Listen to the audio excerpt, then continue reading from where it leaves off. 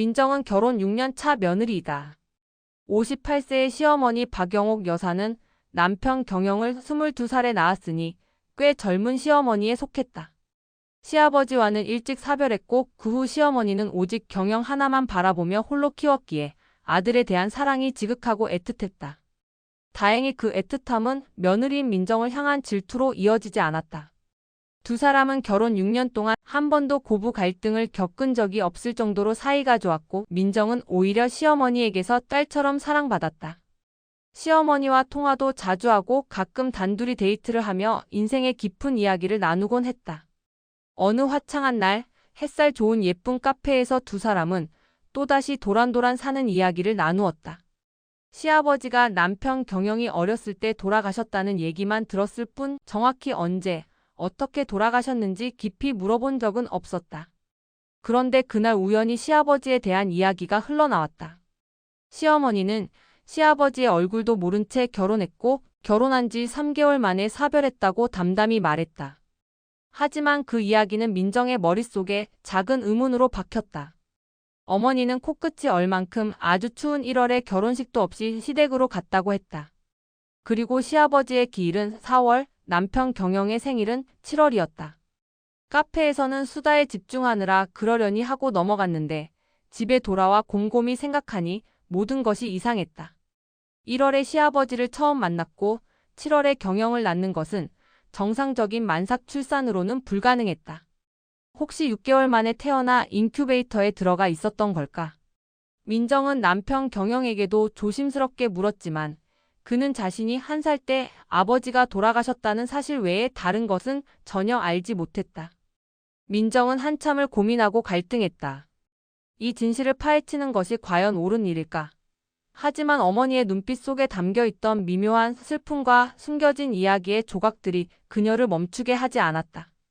결국 민정은 남편 경영 몰래 혼자 시어머니 댁으로 향했다. 어머니의 집은 평소처럼 따뜻하고 정갈했다.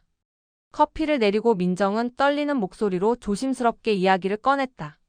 어머니, 결혼하신 지 3개월 만에 아버님이 돌아가신 게 맞나요? 만약 수빈이 아빠가 7월에 태어났다면 6개월 만에 태어난 것인데 인큐베이터에 들어가 있었는지 궁금해요. 조심히 묻는 민정의 말에 시어머니는 문득 눈을 감고 깊은 생각에 잠겼다. 그 침묵은 고요했지만 수많은 사연과 회한이 담겨 있는 듯 무거웠다. 긴 침묵이 흐른 후 어머니는 눈을 뜨고 빙그레 미소를 지었다. 그 미소는 체념 같기도 해방 같기도 했다. 그리고는 천천히 입을 뗐다.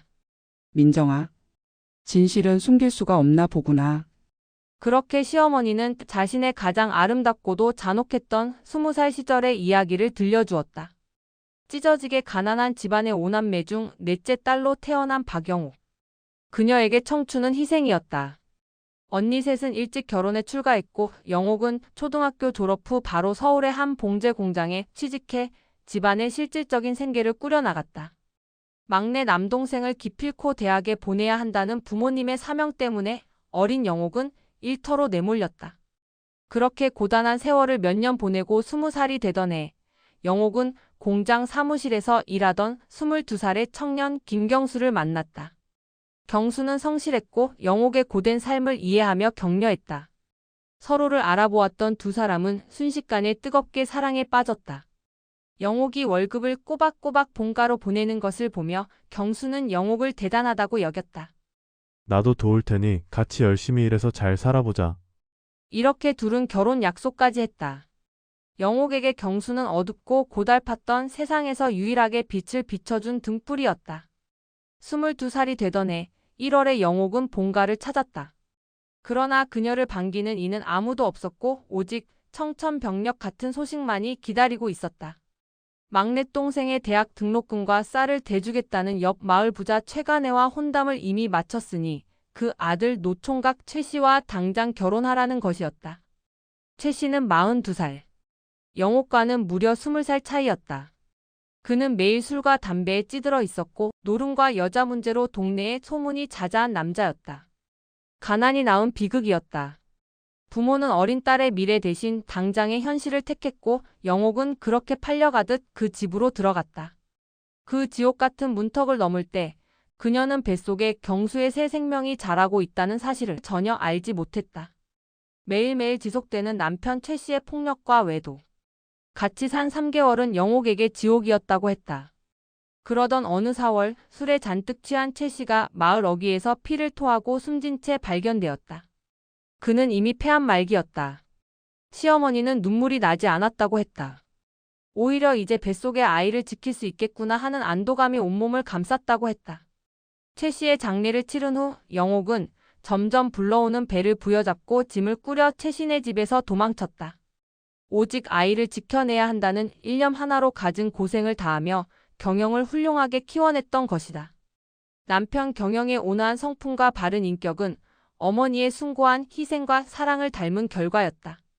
민정은 흐르는 눈물을 멈출 수가 없었다. 그날 시어머니와 민정은 서로를 부둥켜 안고 한참을 울었다. 그리고 민정은 결심했다.